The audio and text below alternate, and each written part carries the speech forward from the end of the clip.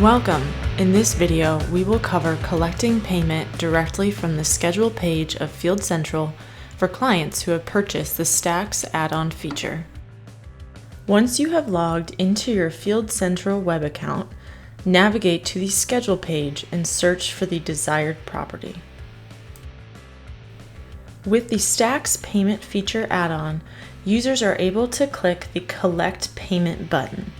This action will bring up a modal showing open invoices on the left side and associated property contacts on the right side. To collect payment directly, users will select the appropriate open invoice or invoices and then select the Pay button to process with an existing form of payment. This option will prompt a confirmation window to appear asking where to send the receipt and process the payment. If the customer would like to use a different card to process payment, users can select which invoice or invoices they wish to pay and then select New Payment Method. If the customer wishes to use it as a one-time payment, they will leave the Save Card option unchecked.